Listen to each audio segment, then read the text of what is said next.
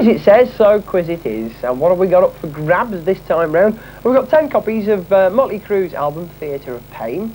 And the top 5 winners also get a copy of this Mötley Crüe official biography, the first 5 years, signed by 2 members of Mötley Crüe.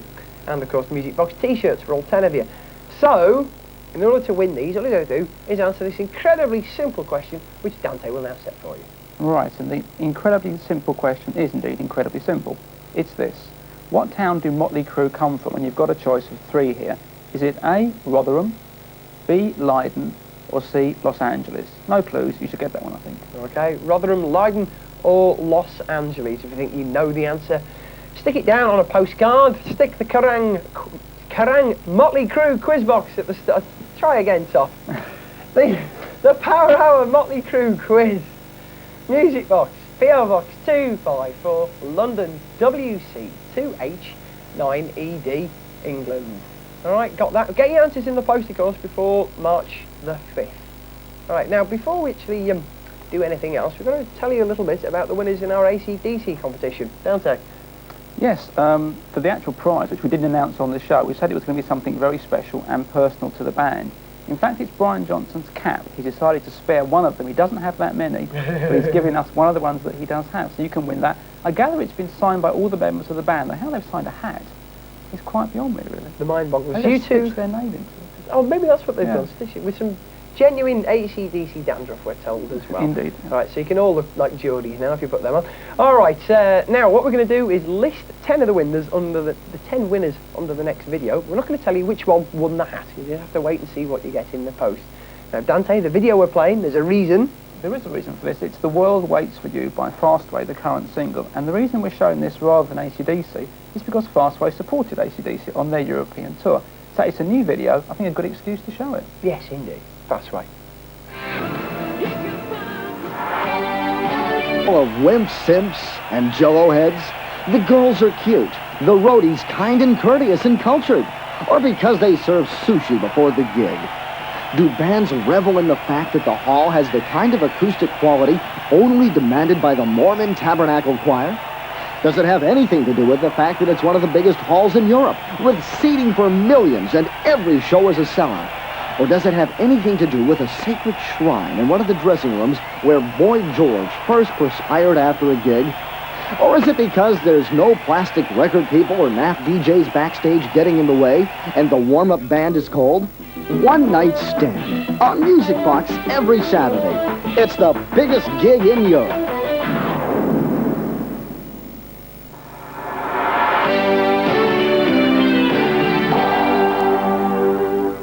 Dante's been chatting to some heavy metal megastars again recently, and he's going to tell you exactly who. Yes, the last band I managed to pin down were Mötley Crüe. Now, they're firmly established these days as one of the top heavy rock acts in the world, but it hasn't always been that way, of course. There was a time when it was pretty much the Crüe against the world, well, most of the world anyway.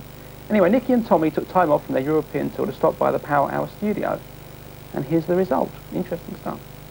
Nicky and Tommy, you've just completed your first headline tour of Europe, and you're poised to start your first headline tour of the UK. Are you able to get the whole of the American stage show into the smaller European halls? It's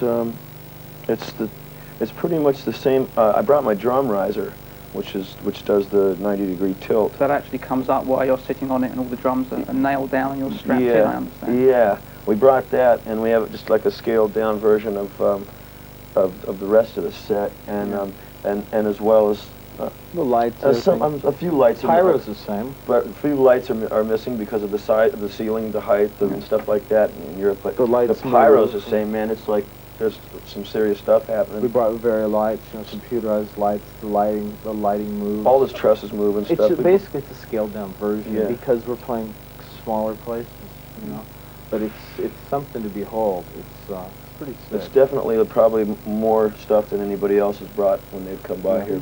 Except for like maybe bands like Maiden or someone who's really built themselves up. Last time when we saw what Maiden did in the Odeon when they played last year, it's just a little bit more than that.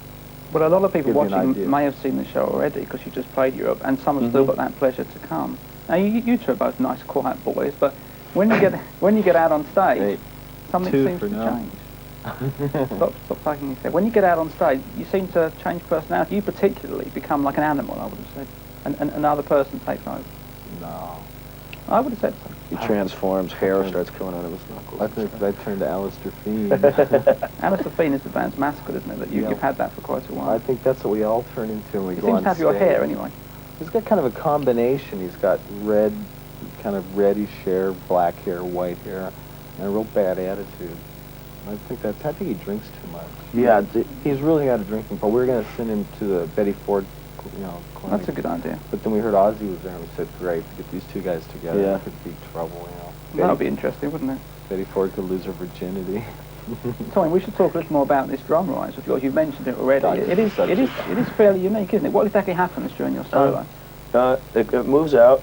If you were in the audience and I was behind the drums, it comes out, and I don't know exactly how many minutes or anything like that. I just go for it.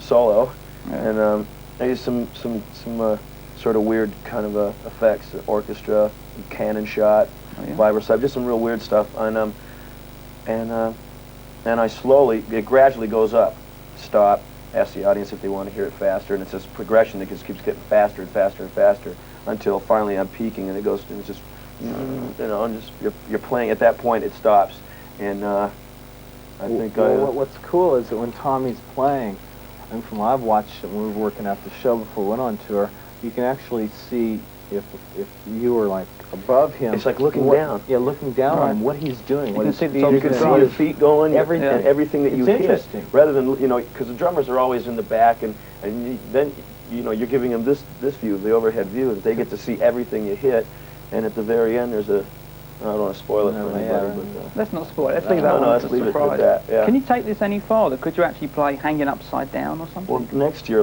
I guess now that I've created this monster, it's going to have to be topped, so I have no choice. It's my fault. So next year I would hopefully like to maybe go upside down or something like that. Something sick. I'm sure you will come up with something. You have to be careful you don't drink or eat too much before you go on then. Yeah, I had he's begged a few times back. Please, you push the button, Clyde, and I'm killing you, pal. If you're a little hungover, maybe I was sick for a while there, and it's not too fun then.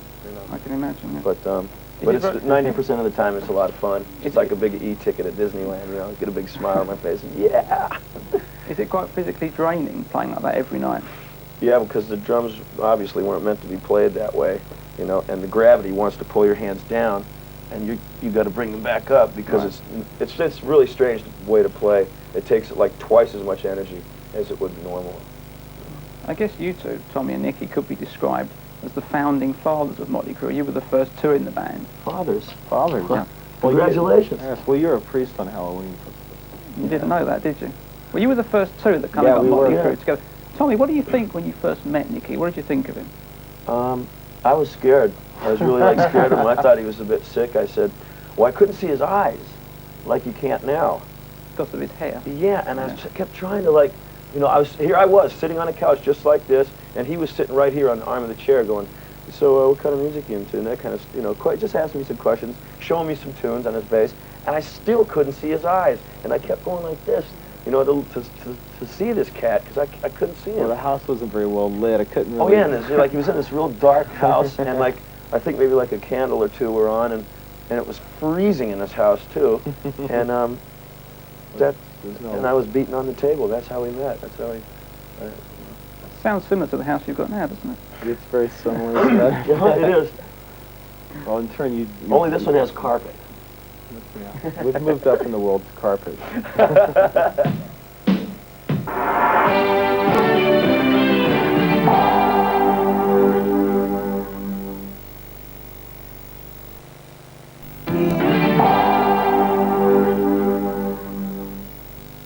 All right, rockers, I'm Dee Snider from Twisted Sister, and I know I need a shave, but that doesn't matter because this is rock and roll. This is Music Box.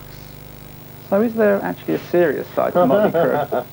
Obviously there isn't, because you're laughing now, but is there another side to the band that we don't really see too often? We take our music very seriously when we're probably not around people. We kind of get you know. We get real serious about our music. Yeah. We've been writing some fantastic material yeah, for the some new next stuff. record. I mean, it's like unbelievable. Well, we were really, really happy with Theater of Pain. Still are. The current album. Yeah. But I think that the new stuff, some of the songs are just, I'm not going to say they're better, they're just, we've evolved again, you know, and we've really gotten some real rhythmic stuff. A lot of the stuff, I would say, reminds me a little bit of what Zeppelin was doing during Physical Graffiti, like Custard Pie. Oh, yeah? So it's real rhythm. It's heavier than what we're doing now, but it's more rhythmic, something we've only did a little bit maybe with City Boy Blues on this album. I think the last album had more dance-orientated rhythms. I think you were probably responsible for introducing that element. Dance is like a nasty word in you can rock move and to roll. it, so you could tap your foot. Or Yeah, bang as long as you can groove to it. You know, as long as you can groove to it, man, that's like what we're, you know, or that's what my job is, and I just stress that. We don't want to just continue to do the same thing over and over and over because we want to be around for 10, 15 years, you know? People come up and go, well, I don't, you know, obviously you can't please everybody all the time, and maybe they like one album better than the other one, and you go like, well, if we were to do another album just like Shout at the Devil, then why? Why bother? So This that's guy, your that's this your. guy came up to me a couple days ago when we were in Germany and goes, I wish you guys did like more heavy metal stuff like you did on Too Fast for Love. And Too Fast for Love was an out-and-out pop rock album. That was more cheap, tricky. Definitely. And we went, what? Well, Livewire is this. And he goes, you know, Shout at the Devil was like, you know, too pop, and Theater of Pain is too this. And I was like, well then, you know, don't buy those records, man. Because we're gonna, like, the next record's gonna be different, and it's gonna always move ahead. And a true Motley fan is gonna always have something to look forward to. Have the same, you know. You won't hear the same song on the next record. But the same sound. But not definitely the same sound. Do you have an overriding concept worked out for this next record? Yes. What's that going to be about? Can you tell us? Tell you. Is it going to be to do with television? Would that be a fair bet? Mm-hmm. Oh. God. Go on. No, we can't. That's Drop just a a hint. Well, I know you because had some other band will come out with it before we do it. Yeah, and we'll have to spin the plane very clear and strangle you for making us say. I know you had a song a while back, I think, called No, TV. don't. I want to mention this one song, because I don't think anyone's heard it. It's called TV and Violence. And is that number completed? Is that a written song? I wouldn't say it's completed. No, say it's even written. You just got the title, basically. No, I think we scrapped that one. That's gone, is it? Because there are some other songs that people haven't heard. Another one I like is called Black Widow. What's going to happen with that song? That was on an early demo, I think, from the Shout at the Devil era. Yeah. We really don't like to talk about what's coming up in the future. Because because if we talk about it, then it always, we have the worst luck with that kind of stuff. Yeah. We always tell people, and then we go, why did we do that? If I told you what the new album was going to be called, what the album cover would look like, what the stage show looked like, I could guarantee you that if I told you right now, it wouldn't happen. No, for some reason, we're jinxed like that. So it's not good. Well, I could go and form my own band and use all your ideas, I suppose. Well, you're looking pretty spiffy. Yeah, you're looking good there, Don. I am making an effort. Yeah. So what do you think would happen if a member of Mötley Crüe left the band? Would you find a replacement, or is nobody replacing? Never happened. Band would break up. Over with. We'll never have it. There'll never be a different lineup in this band. There's a new band member of the week, you know. So like, who's in the band this week? No chance. No way. I'm not to say that we won't do. We have plans on doing some solo things. Me and Tommy want to do some things. We want to do some producing together. Right. And you know, I know Mick wants to, you know, mess around in the studio with some guitar stuff, and I know Vince has some ideas. But that's like a little release here and there. That's good fun.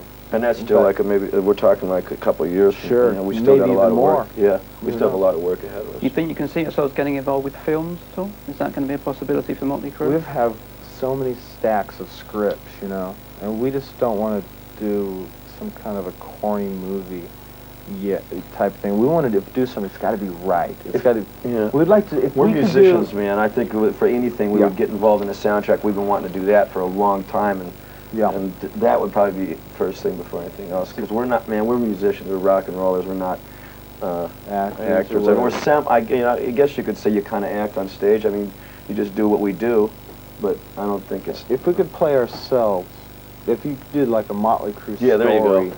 Yeah, that would be Or nice. we could yeah. But then again, it'd be X-rated, and none of our It would never make it. Would never make it to the theaters. So well, show. let's arrange for a private screening next time you're back. Well, how about backstage at the Odeon? Let's make it then. In the meantime, thanks for coming along. Thanks for having us. Good luck with the tour.